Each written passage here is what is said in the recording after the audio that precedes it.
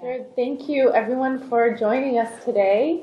I'm very happy for all of you to be here, and I'm so pleased that we have the big map right behind us. When we talk about transportation, it's always very helpful to have the transit map behind us, which clearly indicates the transit plan that our government announced back in April.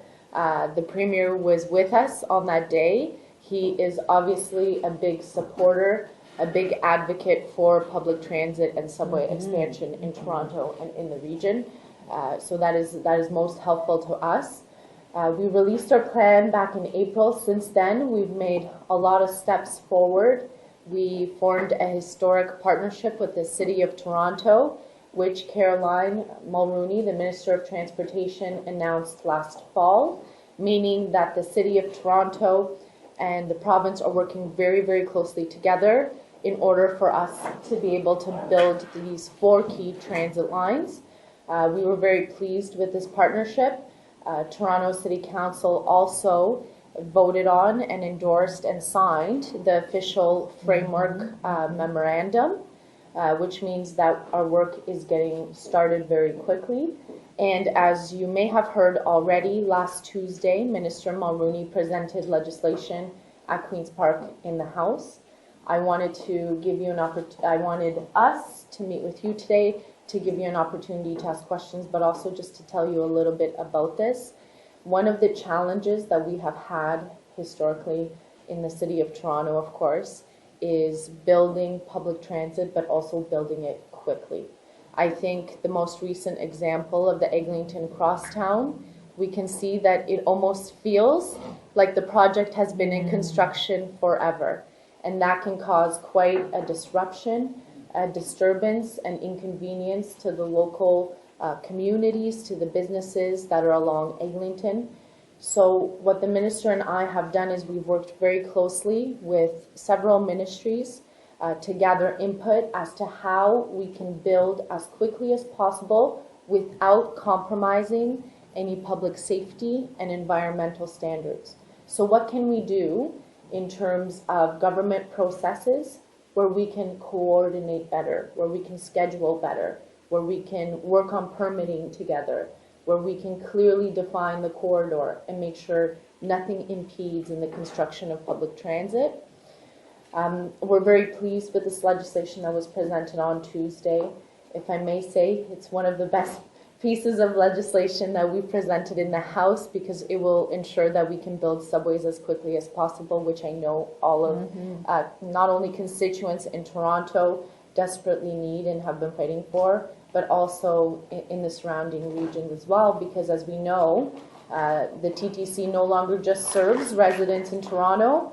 It serves many more people who live outside and get to work in the city or for appointments or activities and other things.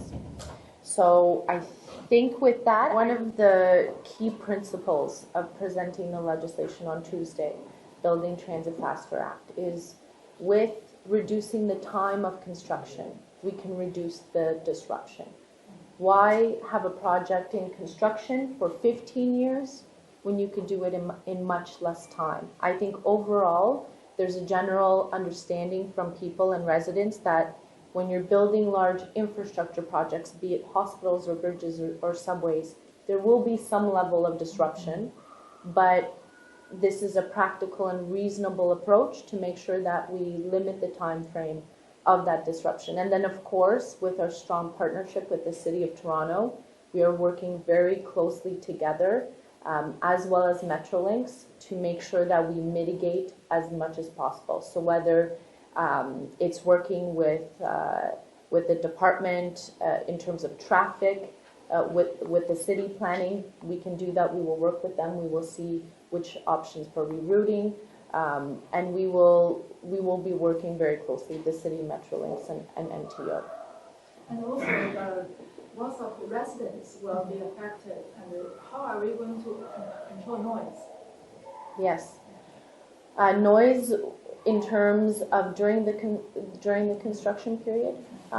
Metrolinx has been building things across the province of Ontario, and they have standards to mitigate noise and construction So those will fully be implemented. But currently what we are doing, such as the Ontario line, we are conducting the environmental assessment. And part of the environmental assessment is to look at the alignment and look at all of the neighborhoods and highlight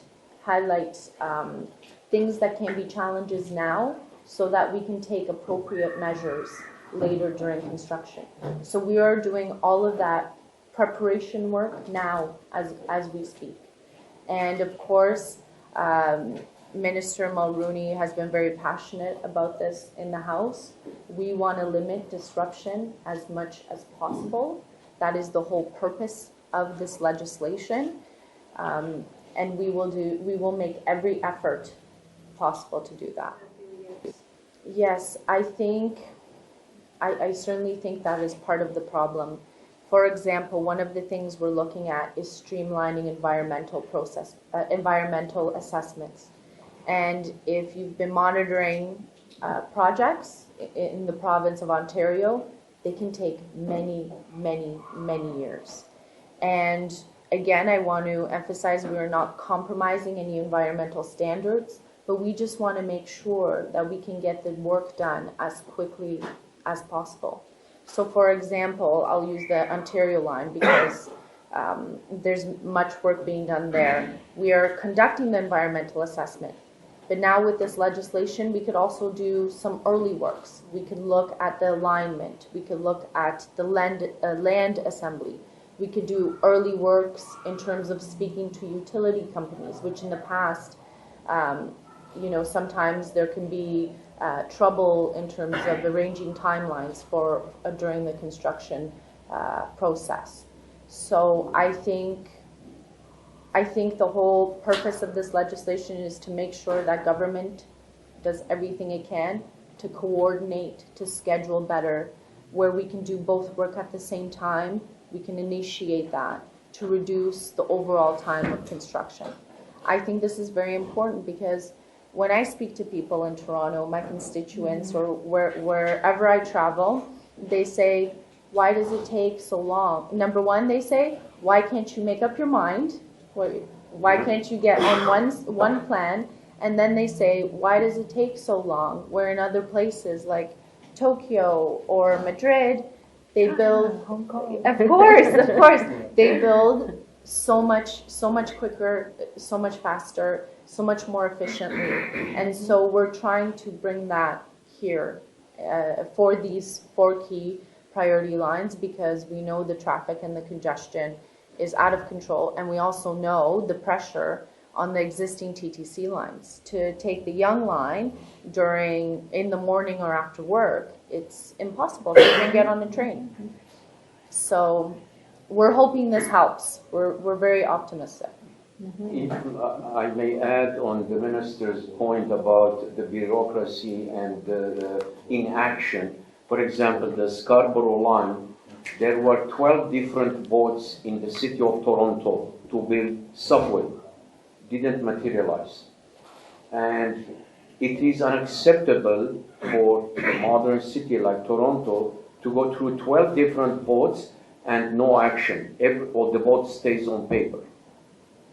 That's a very good point. I mean, for example, they've been discussing building the Eglinton Crosstown since 1972.